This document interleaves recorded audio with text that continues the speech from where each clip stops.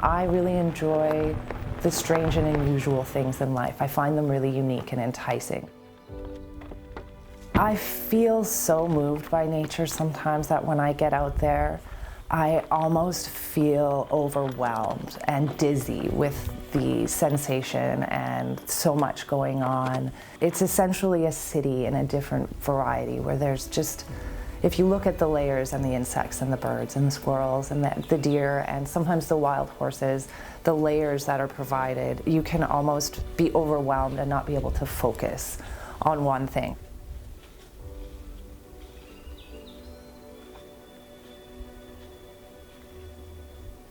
My name is Candice and I am passionate about foraging and the outdoors. I'm a fourth generation Alberta farm kid, so we grew up picking Saskatoons and rose hips and mint at the pond, and it just was in our blood growing up.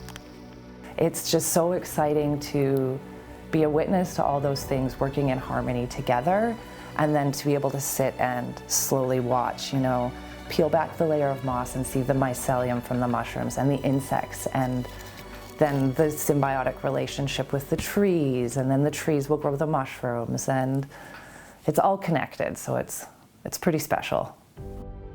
If we find something we haven't foraged before that's really interesting and we think we might know what it is, we take it home and we do some closer examination. Depending on what it is, whether it's a plant or a bark or a mushroom, we'll make sure that we identify it properly and then probably get confirmation from someone with more experience, and then proceed cautiously with a small taste to start before diving in deeper. If you're lost in the forest and you do manage to create fire and you want to continue hiking your way out, you can use this to help you carry a coal.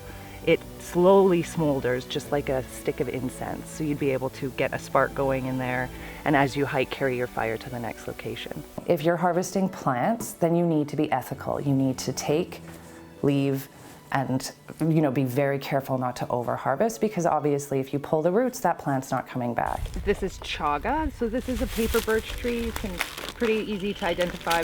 However, you need to be really responsible when you harvest it. If you were to take an axe and to cut it off with a chainsaw, you would harm the balance between the tree and the mushroom, and the tree would die. Some plants, if you cut them wrong, then they will not come back. So you need to be aware of what you're harvesting and how it regrows and how it regenerates, so that you can make sure there's some there for yourself for next year. It's important to respect the forest and the gifts that it gives us, and to leave some for others and to leave some for nature to do its thing. The city and online and all of that technology that we live our life by, it has a place, and I think it's important to stay connected to our roots, and the land is our roots here.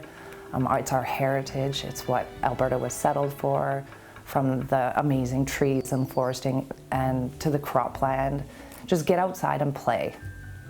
If you're new to foraging, I would say you start with the obvious things. The things that have no lookalikes, the things that have no risks. Join some outdoors groups, meet the wild people. We're out there, we just don't exist on social media as much. We don't always enjoy cameras as much.